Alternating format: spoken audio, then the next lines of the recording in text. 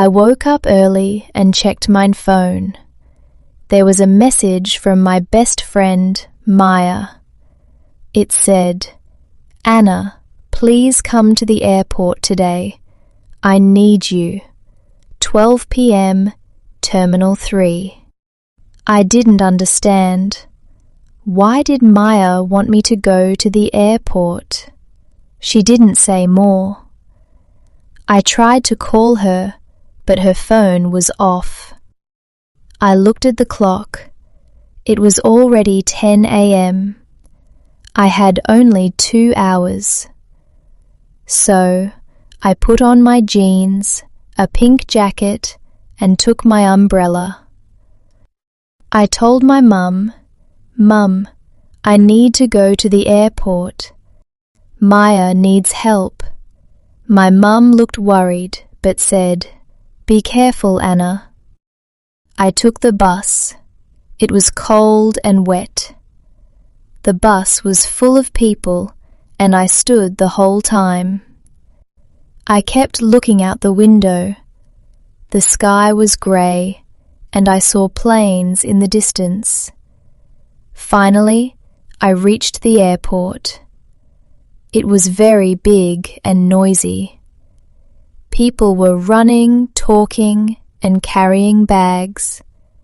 I looked for Terminal 3. It took me 10 minutes to find it. But when I got there, Maya was not there. I waited. 10 minutes, 15 minutes, 20 minutes. Still no Maya. I felt nervous. I looked around. I saw a girl sitting near the window. She had a suitcase and was crying. I walked slowly to her and asked, "Are you okay?" She looked up. Her eyes were red. She said, "I missed my flight. I don't know what to do." I sat beside her.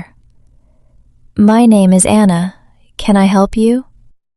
She said her name was Sarah. She came from another city to see her father, but she was late, and the plane had already gone. I gave her a bottle of water from my bag. We talked. She was kind, and she said, "You're a good person. Thank you."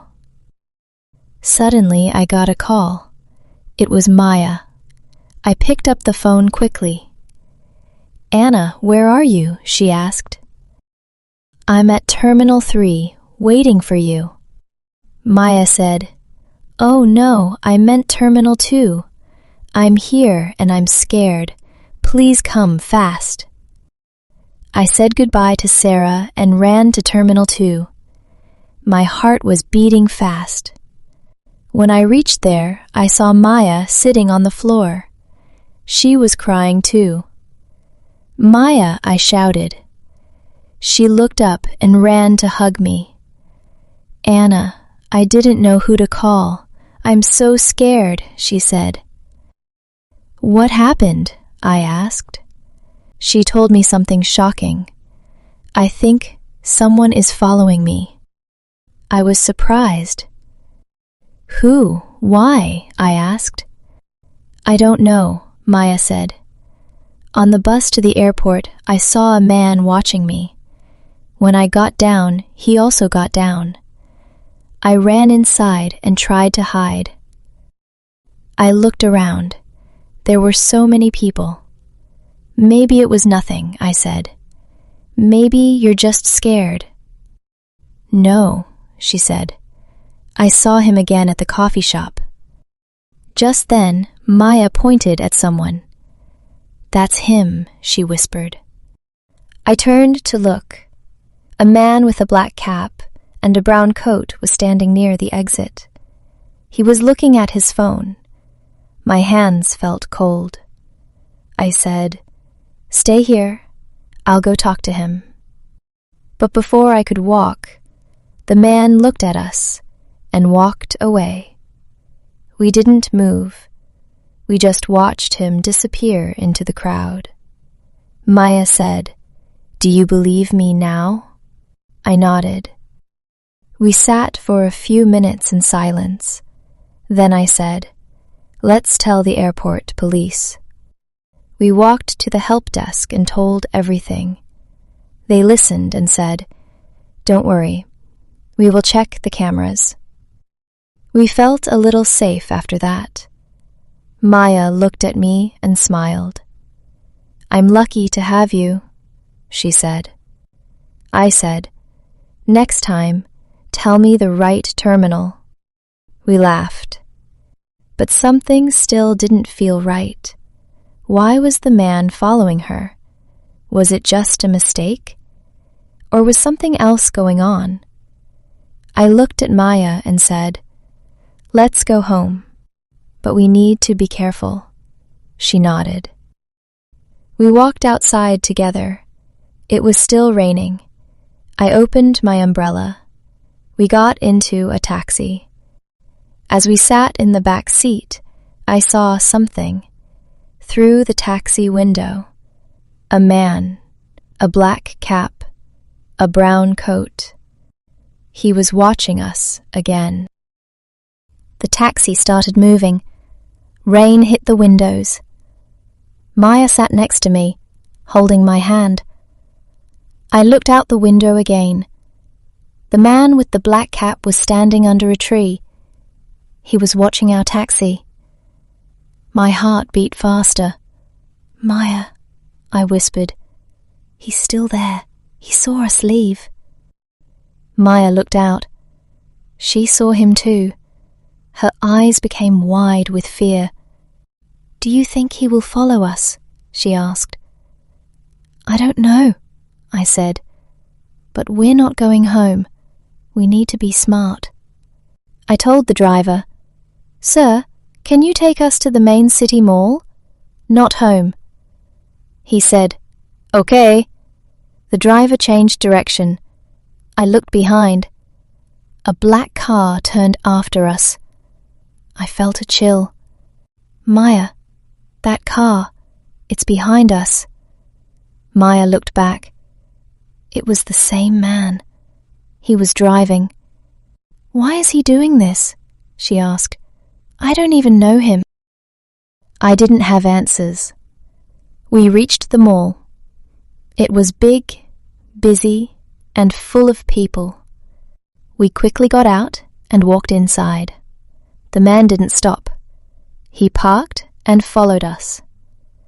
We walked fast. We went into a shoe store, then a clothing shop. "He's still coming," Maya said. I grabbed her hand and said, "We have to find a guard." We found a security officer. "Sir," I said, "a man is following us. Please help." The guard looked serious. "Can you show me who?" We pointed at the man. The guard walked to him and asked, "Sir, why are you following these girls?" The man looked surprised. "I'm not following them," he said. "She's my sister," he added, pointing at Maya. Maya stepped back. "What? You're lying!" she shouted. The guard said, "You need to come with me, sir." The man tried to run, but 2 more guards came and stopped him. The police were called. We sat down and waited. A kind lady brought us tea. Maya was shaking. I put my arm around her. The police came. They asked us many questions. They also checked the mall's cameras. After some time, an officer returned and said, "You were right. He was following you from the airport." "Why was he doing that?" I asked. The officer said he had some photos of Maya on his phone. He also had her name and address. Maya looked shocked. "But how? Who is he?" The police said, "We are still checking, but he might be a private detective. Someone paid him to follow you." Maya whispered, "No, it can't be him." I looked at her. Who? I asked. She looked down. My ex-boyfriend. I broke up with him last month. He was angry. The officer said, that might be the reason, but we will investigate. Maya started crying. I was so scared, she said. I hugged her. It's okay. You're safe now. After some hours, the police let us go. They said they would call us if needed. Outside the mall it was still raining, but this time the rain felt soft, like everything was going to be okay.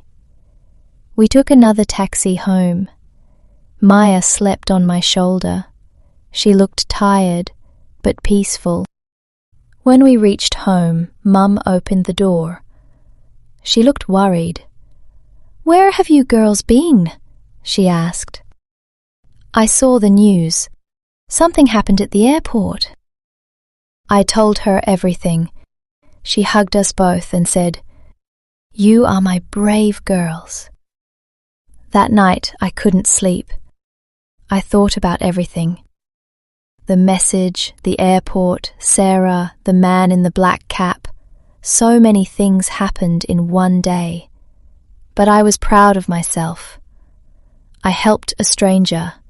I protected my best friend. I stayed calm even when I was scared. 1 week later, something sweet happened.